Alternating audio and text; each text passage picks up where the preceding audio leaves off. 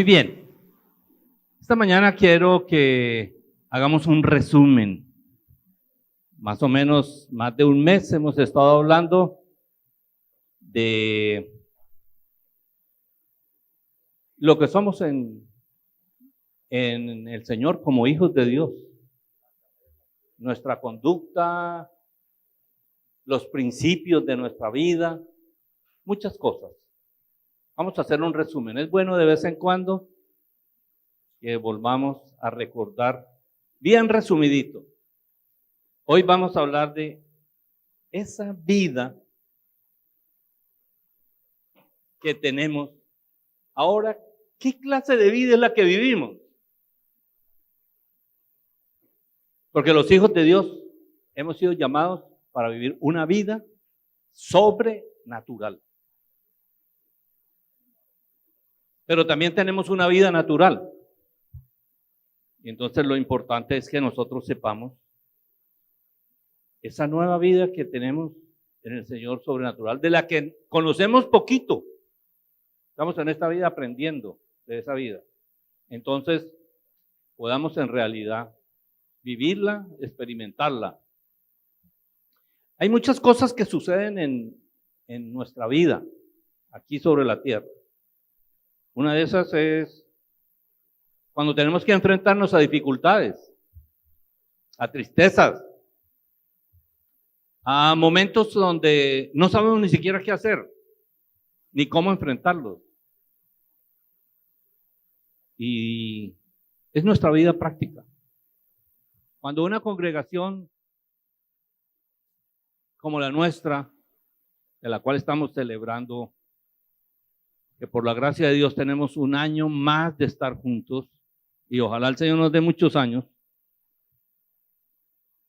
pues a medida que vamos creciendo, también vamos experimentando dificultades. Vamos enfrentando situaciones. Y esas situaciones, en el caso de una iglesia, la mayoría de las veces no se vive solo, se experimenta como cuerpo que somos. Y yo quiero referirme hoy a los momentos difíciles. Los momentos más difíciles es cuando nosotros pasamos por situaciones, cada uno de nosotros, por situaciones difíciles, o nuestros hermanos pasan por situaciones difíciles. Y tal vez una de las preguntas más generales que tenemos es, ¿y por qué Dios permite que esas cosas pasen si somos hijos de Dios?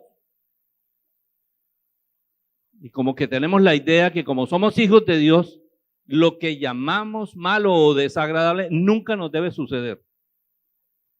Yo me refiero a cuando tenemos, por ejemplo, dificultades financieras y pedimos a Dios con todo el corazón, a veces hacemos hasta promesas.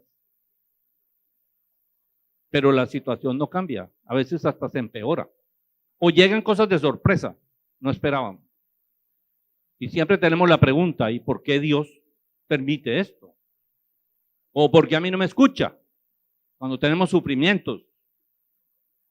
O cuando estamos defraudados por deslealtades o por cualquier circunstancia. ¿Y en dónde está Dios?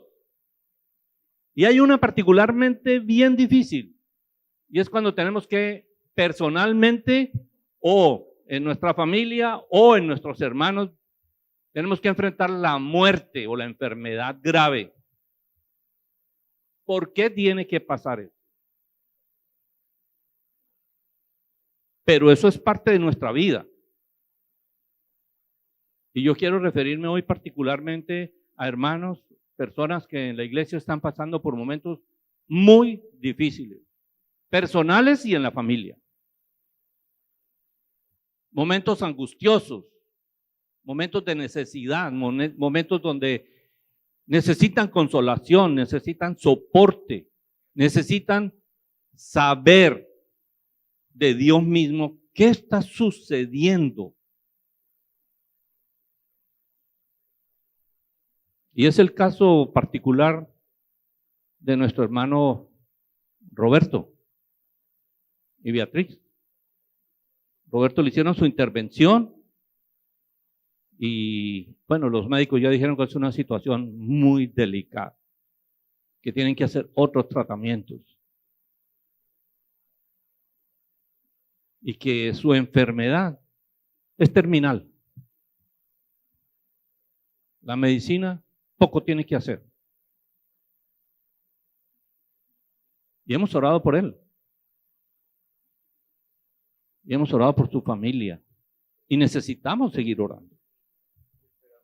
Necesitamos levantar nuestra voz, hacerles escuchar que los amamos, que estamos con ellos, que estamos dispuestos. ¿Qué podemos hacer? Pero también, hermanos, nosotros tenemos que saber que nosotros no podemos manejar nuestra vida como nosotros queramos. Y de eso vamos a hablar hoy, no por el caso específico. Y tenemos otras familias. También están pasando por momentos difíciles en cuanto a su salud. Muy difíciles. Que yo no las menciono hoy porque tampoco les pregunté si estaba bien que les mencionáramos. Pero hay personas en la iglesia, a lo mejor hay algunas que ni siquiera conocemos que están pasando por una situación de salud muy difícil. Todos los que estamos enfermos queremos milagros. Todos leemos en la Biblia que el Señor resucitaba a los muertos, sanaba a los enfermos, hacía caminar a los paralíticos, hacía ver a los ciegos. Los sordos oían.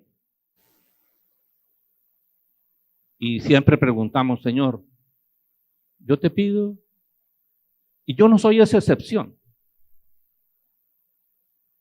O mi familiar, o mi amigo, o mi hermano. Una pregunta que escuchamos que nos hicieron es si un ministro de Dios, caso de Roberto, ministro de Dios, preparándose y entrando en su ministerio y habiendo entregado su vida para servir al Señor, ¿por qué pasa por esa situación?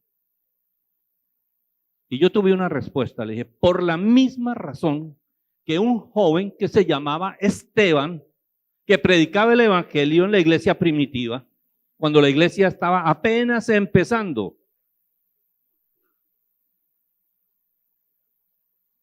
Y el Señor permitió que lo mataran a piedra. ¿Por qué? Porque estaba predicando el evangelio. Y si ustedes recuerdan bien, ¿quién fue el que soportó esa operación de matar a Esteban? Fue nada menos que Pablo el apóstol. Cuando era centurión, él cuidó la ropa y se cuidó que sus soldados y los que estaban matando a Esteban, que eran judíos, que sus soldados les garantizaran que lo podían hacer y que los que lo estaban haciendo tuvieran cuidado de sus cosas. El mismo Dios que permitía a Esteban pasar por ese momento y, Padre, Señor, perdónalos porque ellos no saben lo que están haciendo. Dice que los cielos se abrieron y vio al Dios de la majestad. Pero lo apedraron y murió. Y la pregunta es, ¿y por qué hizo Dios eso? Y la respuesta se la voy a dar, que es bien fácil. Dios tiene un propósito. El propósito es darle a su hijo un cuerpo de hombres y mujeres engendrados por Dios, hechos nuevas criaturas, que es la gloria que el Padre le dio a su Hijo. Y el Hijo, esos hombres y mujeres, de los cuales Esteban era parte, luego parte, fue Pedro, fue parte, Pablo fue parte. Tú y yo somos parte, y todos los que hemos recibido vida eterna del Señor somos parte. Yo creo que en este momento, en otros lugares del mundo, nuestros hermanos en la fe están siendo muertos por su fe en el Señor Jesús. Arrodillados delante de unos no creyentes en el Señor. Si confianzas al Señor, mueres degollado. confieso al Señor Jesucristo, le cortan el cuello, delante de todo el mundo. ¿Por qué Dios permite eso?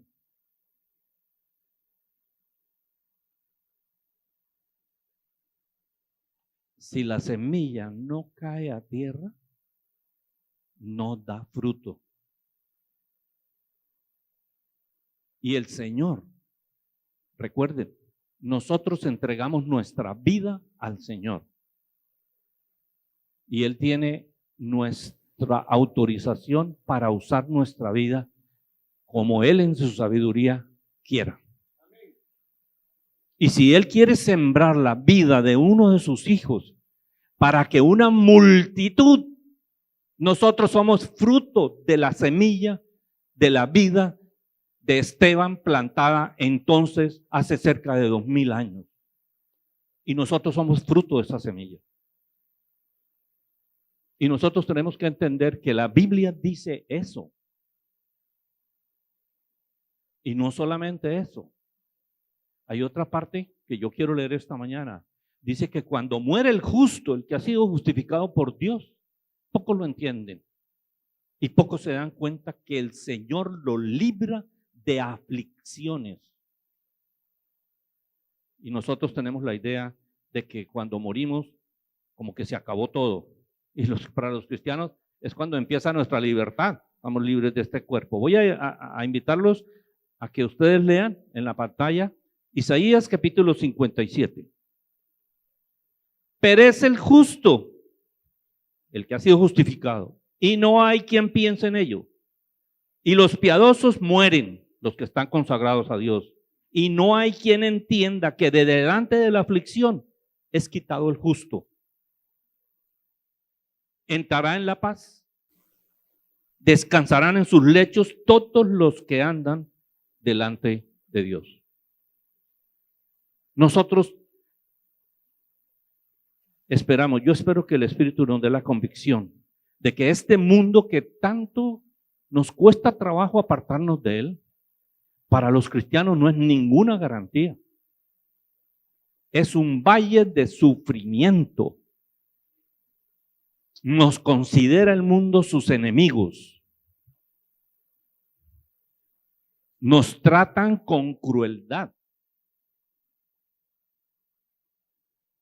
Nuestra patria, Colombia, en el tiempo en que yo me convertí, poquito tiempo antes, muchos cristianos, sus familias, sus esposas de los ministros e hijos fueron sacrificados por un conflicto político religioso en nuestra patria. Cuando los colombianos nos escondíamos siendo cristianos, porque siempre temíamos el trato discriminatorio y a veces sin razón. Conocí misioneros que para poder compartir la palabra del evangelio utilizaban cosas que hasta graciosas me parecían. Conocí un misionero que para poder hablar del Señor llegaba a una ciudad como en Santander, violentísima, y él quiso ir a esa ciudad para predicar de la palabra de Dios. Llegaba en el bus de las 8 o 9 de la mañana y llevaba unos tratados que se llamaban Carta a los Romanos. Y tocaba en la iglesia, en la puerta. Y la persona que le abría le decía, una carta escrita para ustedes, de Dios. Y lo leían, Carta a los Romanos. Por eso ustedes que son romanos. Y se iba y pasaba a la otra puerta. Y volvía a tocar y repetía. Porque él sabía que en menos de una hora el sacerdote del pueblo lo perseguía para matarlo. Con una turba de gente. Y así predicó. Esa era toda su oportunidad que tenía. Tocar la casa, entregar y decir, una carta para ustedes los romanos, a los romanos, a los romanos, a los romanos. Porque es de la Iglesia Católica, Apostólica y Romana. Nosotros hoy tenemos libertad. Y yo quiero hacerte una pregunta y esto tiene que ver con nuestra reflexión. ¿Qué clase de vida vivimos los hijos de Dios hoy día? porque te voy a decir lo que Dios espera que nosotros vivamos. Romanos capítulo 8, versículos 28 y 29. Sabemos, y si no lo sabes, que has notificado. Sabemos que a los que aman a Dios, todas las cosas les ayudan a bien. Esto es, ¿a quiénes les ayudan a bien? A los que conforme a su propósito son llamados, no los demás. Sabemos que los que aman a Dios, todas las cosas les ayudan a bien. Morir apedreado le ayudó a bien a Esteban, primer mártir de la iglesia cristiana, primera que tenía el privilegio de entregar su vida natural para que la obra de Dios se cumpliera sobre la tierra. Y dio fruto. Versículo 29. Porque a los que antes conoció, también los predestinó para que fuesen hechos conforme a la imagen de su Hijo. Para que Jesús, para que Él sea el primogénito entre muchos hermanos. Jesús, Hijo de Dios, hecho hombre, primer hombre glorificado, pero es el primogénito. Y cuando en una familia se habla del primogénito, significa que tiene otros hermanos. Y esos somos nosotros, hechos hijos de Dios, de la misma naturaleza del Señor Jesús. Entonces, de las 5 cosas que te quiero decir, la primera es esta. El propósito de Dios con nosotros es que seamos hechos como hijos de Dios, exactamente a la estatura de la plenitud de Jesucristo, su Hijo. Él lo hará. Él lo hará y utilizará todas las cosas espirituales y naturales que tenemos para cumplir su propósito. Romanos capítulo 8, versículo 30 y 31. A esos que Él predestinó, también los llamó. A los que llamó, a estos también los justificó. Y a los que justificó, a estos también los glorificó. ¿Qué pues diremos de todo esto? Si Dios es por nosotros, ¿quién está contra nosotros? Lo segundo que te quiero decir es esto. La obra en el ser humano que Dios hace es para cumplir su propósito. En este tiempo, el Señor, a nosotros y a todos, y también los anteriores creyentes, los que han sido redimidos por el Señor en el tiempo de la dispensación de la gracia, que empezó con la muerte y la resurrección del Señor Jesús, hasta que el Señor regrese por segunda vez, terminará el tiempo de la gracia. Mientras pasa este tiempo, lo único que Dios hace, Padre, Hijo y Espíritu Santo, es edificar la iglesia del Señor Jesucristo. El Señor Jesús, ya lo vimos, creo que el domingo pasado leímos eso. Él dice, yo edificaré mi iglesia y las puertas del infierno no prevalecerán contra ella. O sea, no lo puede parar nadie. Y nosotros somos esas personas. Dios nos predestinó. Dios predestina, llama, justifica y glorifica. Nosotros tenemos que cambiar nuestro chip en la cabeza. Nosotros no nos podemos ni salvar. Eso ya lo hemos aceptado, que es por gracia. Pero ahora tenemos que aprender. Tampoco nos podemos santificar. No tenemos el poder para hacerlo. Lo hace Él. Se llama justificación. No solamente nos perdona los pecados por el sacrificio que Él ofreció, sino que nos da una posición de hijos. Pero no tenemos que hacer nada para alcanzar la santidad. Porque ciframos la santidad en no hacer nada malo. Y eso no es cierto. La Biblia dice que santidad significa tener la misma la misma condición de perfección de Dios. Y eso se llama santidad. Y por eso el Señor dice, sed perfectos como yo soy perfecto. ¿Quién tiene el poder para hacer eso? Dios es el único. Y por eso se habla de la obra de Dios. El Espíritu Santo nos ha sido dado para que cumpla el propósito que tuvo el Padre al hacernos sus hijos y el Señor Jesucristo al hacernos parte de su cuerpo. Así también el Padre y el Hijo asignaron que el templo donde el Espíritu de Dios viviría eternamente sería en cada uno de nosotros. Esa es la obra de Dios. Primera de Juan capítulo 3 versículo 9. Todo aquel que es nacido de Dios, únicamente el que es nacido de Dios, no practica el pecado, porque la simiente de Dios permanece en él y no puede pecar porque es nacido de Dios. Ya sé qué están pensando.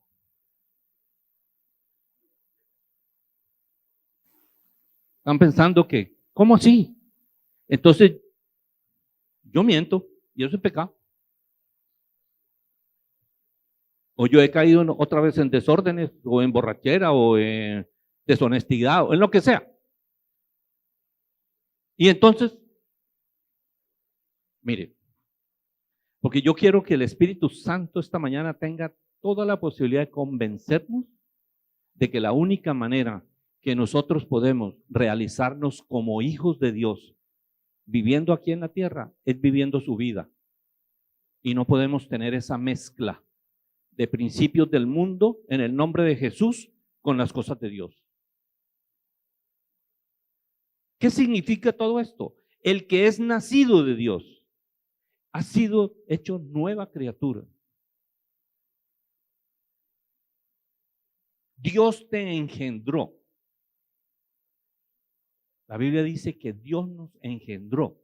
Y yo creo que todos somos adultos y entendemos qué es engendrar.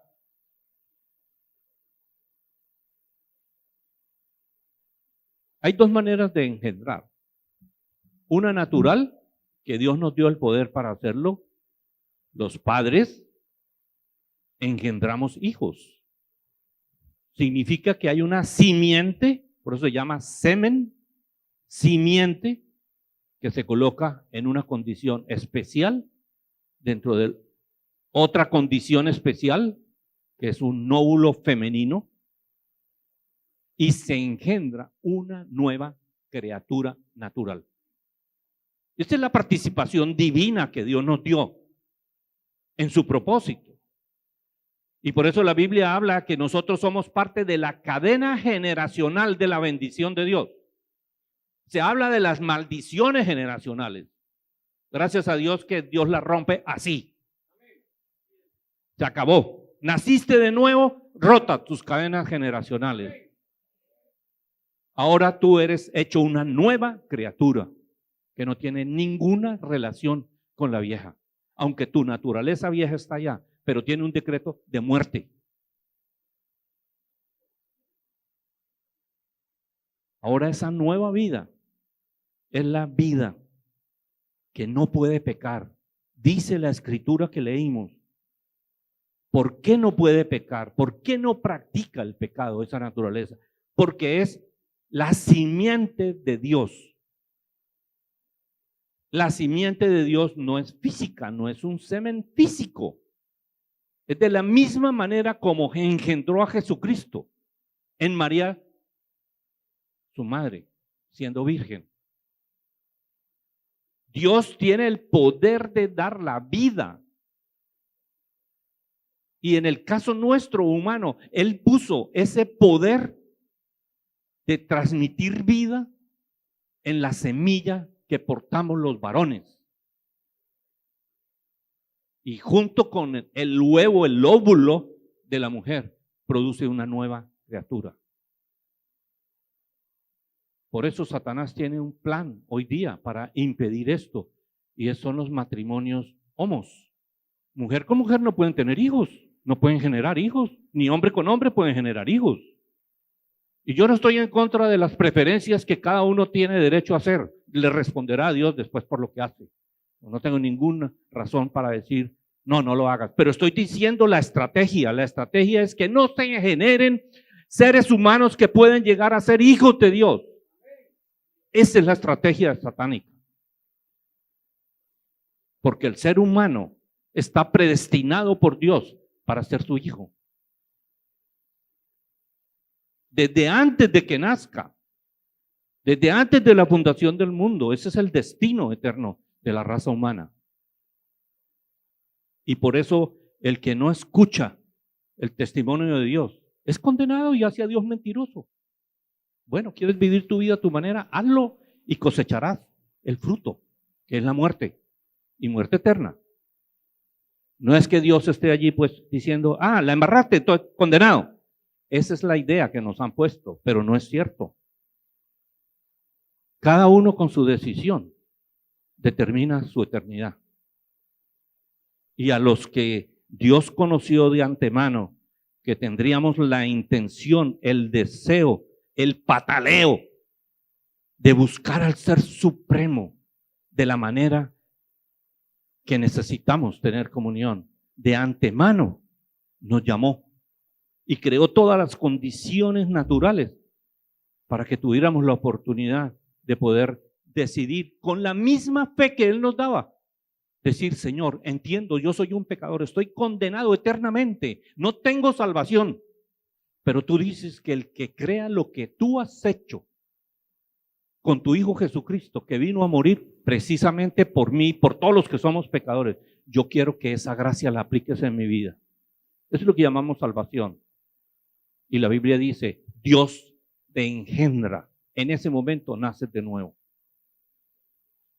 Y de eso es que estamos hablando. Todo el que es nacido de Dios tiene la simiente de Dios.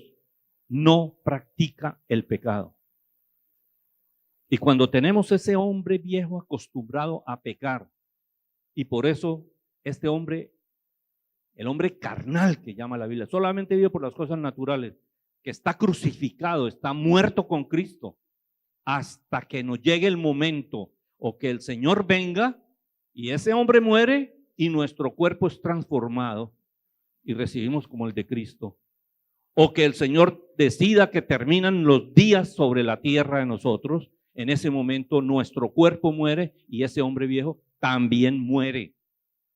¿Y qué queda? La nueva criatura, libre de todo lo limitado. Ahora recibí un cuerpo como el de Cristo, que es un cuerpo glorioso. Esa persona dice, la simiente de Dios permanece en él y no puede pecar. ¿Por qué? Y la razón es esta, no es porque sea bueno, porque haga las cosas bien, no, porque es nacido de Dios. Lo que Dios, la simiente que Dios puso en nosotros, que la llamamos vida eterna, naturaleza de Jesucristo, nueva creación, es la vida de Dios que no puede ser matada con nada. Es una vida inmortal, eterna. La misma vida que tenía el Señor Jesús. Por eso Él decía, yo soy la vida, yo soy la verdad, yo soy el camino que conduce al Padre. De eso es lo que estamos hablando. Tú la tienes. Es para ti esta reflexión. Tú no la tienes. ¿Tienes la oportunidad? Hoy es seguramente, si estás aquí y no tienes la vida de Cristo, hoy es el día de decir, Señor, estoy escuchando esto, lo estoy entendiendo, dame a mí esa vida. El Señor te engendrará. Te hará hijo, hija de Dios, y serás de estos, con la simiente de Dios, donde ya no practicarás el pecado. Ya escuchas al Espíritu Santo en ti, diciéndote, esto no es, esto sí es. Te voy a fortalecer aquí. Ya he escuchado tus ruegos.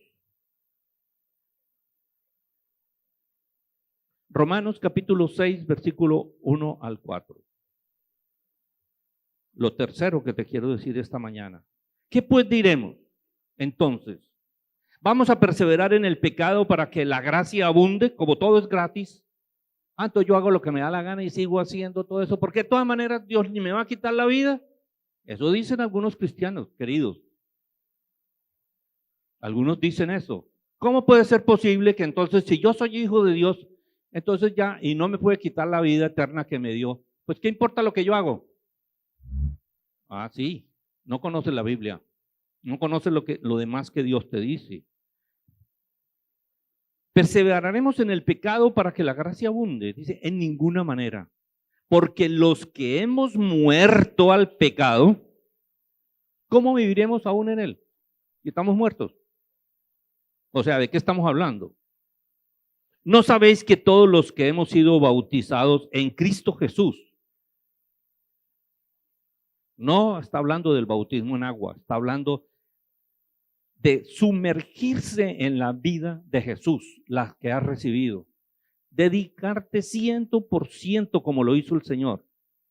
Sumergirnos, dedicarnos, considerar todas las cosas que hacemos. Señor, tú harías esto así. Tú fuiste un carpintero. Tú tuviste que obedecer a tus padres. Tú tuviste que obedecer a las autoridades. Tú tuviste que hacer todo eso. ¿Cómo lo harías? Enséñamelo. Porque tú lo hiciste perfecto. Nunca pecaste. Y yo tengo una vida tuya que está aparte del pecado. Yo no quiero seguir cometiendo mis errores. Entonces, ¿qué es lo que tengo que hacer?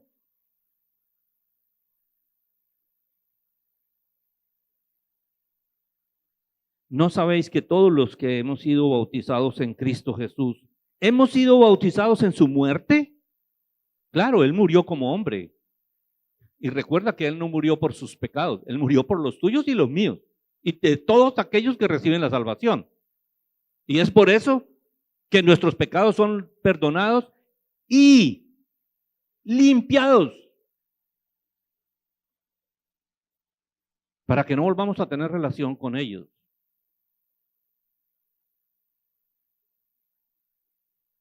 Los que hemos sido bautizados en su muerte, ¿no sabemos lo que esto significa? Porque somos sepultados juntamente con Cristo para muerte por el bautismo con Él, la identidad con Él. Luego, cuando nos bautizamos en agua, esto es lo que expresamos. Yo he creído en el Señor Jesucristo, yo he muerto con Él, yo me identifico en el sepulcro, por lo tanto, lo expreso y me hundo en el agua. Estoy muerto. Y cuando salgo, expreso la otra parte. Porque somos sepultados juntamente con Él para muerte por el bautismo, a fin de que como Cristo resucitó de los muertos por la gloria del Padre, así también nosotros andemos en una nueva vida. La única razón para tener una nueva vida es para ser como Jesucristo.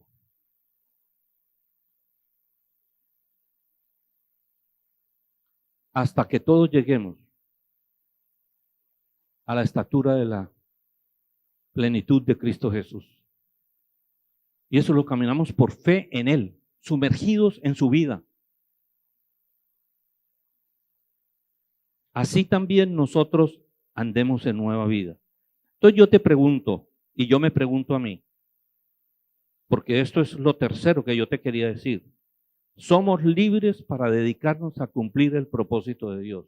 Nadie puede decir, es que mi inclinación a la mentira no me deja vivir la vida de Cristo. Mi inclinación a emborracharme no me deja vivir la vida. Mi inclinación a la sexualidad desordenada no me deja vivir mi nueva vida. Es que tengo un vecino que no me deja vivir la nueva vida. Tengo una amiga que no me deja vivir la vida.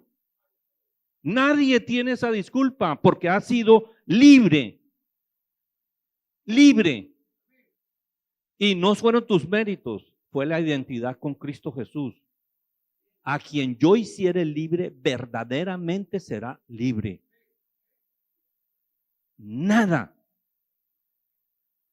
es una excusa válida delante de Dios para decir, es que Yo estoy en una condición que, Señor, tú nunca la viviste. Te recuerdo, el Señor fue tentado en todo como nosotros y nunca pecó. Por eso es nuestro sumo sacerdote, porque Él puede ministrarnos de todo lo que necesitamos, porque Él lo pagó por nosotros, lo sufrió. Él lo hizo en realidad. Eso no fue un teatro, pues. Por eso le costó la cruz, para podernos librar del pecado y de todo lo que implica, de Satanás, de la ley, del castigo eterno. Todo lo que teníamos pendiente, un acta de decretos que nos condenaba por toda la eternidad. Él la pagó. No fue un regalo que le hicieron al Señor porque, ay Señor, el Padre dijo, eres tan santo que yo te voy a regalar a los seres humanos. No fue así. Se los tuvo que ganar con su propio sacrificio. Morir por los que estábamos muertos, para que los que estábamos muertos pudiéramos recibir la vida de Él. Se lo ganó el Señor y nos lo dio como un regalo. Colosenses capítulo 1, versículo 9 al 10. Por lo cual, por todo eso, por lo cual nosotros, está diciendo el apóstol de los colosenses, que era una iglesia como nosotros, que estaban hablando del tema de nacer de nuevo, de la nueva naturaleza, de la nueva vida. Y dice el apóstol, nosotros, desde el día en que los oímos de que ustedes eran esto, no cesamos de orar por vosotros y de pedir que seáis llenos del conocimiento de su voluntad, de su propósito, de lo que Dios quiere hacer con cada uno de nosotros, en toda sabiduría e inteligencia espiritual, porque hay sabiduría e inteligencia humana, religiosa, pero otra cosa es la espiritual, que produce vida en nosotros, para que andéis como es digno del Señor, agradándole en todo, llevando fruto en toda buena obra, creciendo en el conocimiento de Dios. ¿Y eso de llevando fruto qué es? Pues cuando hacemos las buenas obras de las que hablamos el domingo pasado, las buenas obras que Dios preparó de antemano, produce un fruto, y ese se llama fruto del Espíritu Santo. Lo produce Él mismo. ¿Se acuerdan cuando el Señor habló de que era la vid verdadera y que nosotros éramos los pámpanos? Él es el que produce el fruto en nosotros. Cuando nosotros vivimos la vida de Él, el resultado de eso es el fruto del Espíritu Santo, porque Él es la plenitud. Corporalmente tiene la plenitud del Espíritu de Dios. Y si nosotros nos identificamos con Cristo, uno de los resultados es el fruto del Espíritu. No tienes que hacerte programas de liberaciones. Lo que tienes que hacer es escuchar lo que Dios dice, cómo produce en ti el fruto. Llenos del conocimiento de su voluntad. No andamos preguntando, Señor, ¿qué es lo que quieres que yo haga para ti? Cuando no lo conocemos tenemos que preguntarlo, pero cuando ya lo conocemos, volverlo a preguntar sería una necedad, porque ya lo sé. O cuando tú le dices a tu papá, le haces pregunta o le preguntabas, por tercera vez no le decía, oye, no seas necio, ya te lo he dicho tantas veces, no lo entiendes. Y cuando nosotros decimos, Señor, vez tras vez, Señor, es que no, perdóname otra vez, Señor, perdóname, cuarta vez, Señor, yo te perdono, pero no entiendes. No entiendes, no tienes sabiduría. Pídela que yo te la doy con abundancia. De eso estamos hablando. Nos permite vivir una vida de plenitud con el Señor, creciendo en gracia, en sabiduría. Y en edad también vamos creciendo, nos pasan los años. Así como el Señor Jesús, igual, el mismo proceso. Si vamos a ser iguales al Señor, no vamos a ser redentores. Pero como hijos de Dios, tenemos que pasar por el mismo proceso con el cual el Señor tuvo la perfección. Y para eso tenemos a Dios, Espíritu Santo, habitando en nosotros, el Padre habitando en nosotros y el Señor Jesucristo habitando en nosotros. Y te lo recuerdo, porque a veces como que dudamos de eso. El Señor dice, he aquí yo estoy a la puerta y llamo. El que abre la puerta de su corazón, me acepta, me recibe, yo entraré a él. Cenaré con él. Esa es una intimidad. Y él conmigo. Pero el Señor también dijo, el Padre y yo haremos morada en el que crea. Y también dijo, yo les enviaré el Espíritu Santo, la promesa que mi Padre les dio. Somos trinitarios, no porque tenemos una doctrina, sino porque vivimos una vida con el Padre, con el Hijo y con el Espíritu Santo. Y produciendo fruto. Conociendo cada día más al Señor, o sea, aumentando su conocimiento. Segunda de Timoteo 3, 15, 17. Está hablando aquí de un ministro. Timoteo era un joven, relativamente joven, discípulo de Pablo, ministro de la iglesia, después fue apóstol de la iglesia, pero él era muy tímido y su timidez hacía que todas esas contradicciones de los doctrinales de los judíos que trataban de imponer a la iglesia, lo deprimía, porque esa presión en la iglesia lo hacía, como tenía ese temperamento, lo hacía deprimir y muchas veces dejaba de enseñar la doctrina. Y Pablo le llama la atención y le dice, recuerda que tú fuiste llamado, recuerda que tú recibiste un don para enseñar a la iglesia y lo recibiste cuando te impusimos las manos junto con el presbiterio, con todos los líderes de la iglesia. Y tú recibiste el don, cúmplelo fielmente. Predica a tiempo y a destiempo. No tengas en cuenta las críticas que te están haciendo, pero le hace una recomendación. Dice, y tú conoces desde la niñez, tú has sabido las Sagradas Escrituras, desde niño. Tu abuela y tu madre, Loida y Eunice, te las enseñaron desde jovencito, desde niñito. Tú las conoces. Esas escrituras sagradas te pueden hacer sabio. Toma la sabiduría que ellas te dan para la salvación por la fe que es en Cristo Jesús. Toda la escritura es inspirada por Dios, útil para enseñarnos, para redarguirnos, para corregir, para instruir en justicia, a fin de que el hombre de Dios sea perfecto, perfectamente, enteramente preparado para toda buena obra, la que el Señor nos preparó para que hiciéramos. Lo cuarto que te quería decir. He preferido leerlo y enseñártelo que primero decirlo y luego decir, aquí mire que sí la Biblia, te lo hago notar. Lo cuarto, Dios nos capacita para que estemos preparados para poder cumplir su propósito. Él mismo. Esto es lo previo. Conocer su propósito, saber que Él trabaja con nosotros, entender y aceptar que la obra de la perfección en el camino de la fe la hace el Espíritu Santo y nos lleva a cumplir su propósito, que somos libres para hacer esto y no hay nada que se nos pueda oponer. No tenemos ninguna disculpa para decir, no, es que yo no puedo caminar. Pero lo cuarto es, y no solamente eso, Dios nos da la capacidad, el poder. La vez pasada hablamos de que el Espíritu Santo nos da los dones sobrenaturales para cumplir lo que nos puso a hacer. Y si no, ¿cómo lo podríamos hacer?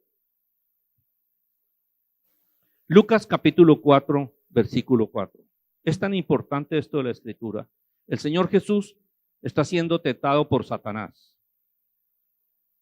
Una lucha. Y Satanás le dice, oye, estás con hambre, vas a cumplir 40 días sin comer. Mira, no aguantes hambre, ahí tienes piedra. Dile la palabra a esas piedras y tú tienes el poder para que se conviertan en pan y no aguantes más hambre. Y la contestación del Señor. Escrito está. Jesús respondiéndole le dijo, No solo de pan vivirá el hombre, sino de toda palabra de Dios. Solamente preguntémonos. Estoy un poco gordito. Pastor.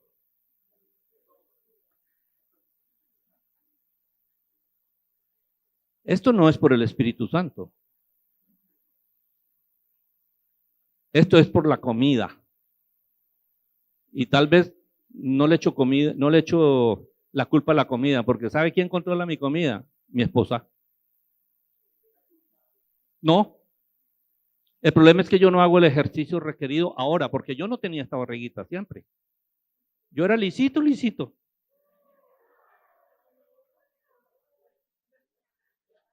Les puedo mostrar fotos. ¿Saben por qué? No, les voy a decir por qué. No, sí, pero tú todavía te conservas, ¿no? Uy, me estoy ganando. No, ¿saben por qué? Por la falta de ejercicio, el sedentarismo. Pero ¿saben qué? Cuando nosotros comemos de la palabra de Dios, nunca vamos a estar muy gordos. Nunca. Vamos a estar muy vivos. Porque la palabra de Dios es vida. Vamos a estar muy puros porque la palabra de Dios es agua limpia, que nos limpia. Vamos a ser muy sabios porque la palabra de Dios es la sabiduría divina. Vamos a ser muy poderosos porque la palabra de Dios es poder de Dios. Recuerden la armadura. Entonces, no solo de la comida natural la necesitamos y ojalá que la controlemos para que este cuerpo que es templo del Espíritu Santo pueda ser usado eficientemente y eficazmente por Dios. Romanos capítulo 10, versículo 17. Así que la fe es por el oír y el oír la palabra de Dios. Nosotros los justos vivimos por la fe, pero esa fe viene de la palabra de Dios. Esa fe viene de la palabra de Dios como fruto, pero Dios nos da un don, se llama don de la fe, para poderle creer a Él lo que estamos viendo. Y entonces sucede una cosa, cuando se junta el don con el fruto, ¿sabe lo que sucede?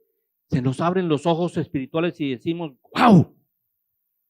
Señor, me has dado una revelación. Yo nunca antes había entendido esto así. Ahora le encuentro sentido. Ahora sé cuán importante es para mi vida lo que acabo de leer. Y se vuelve vida en tu vida.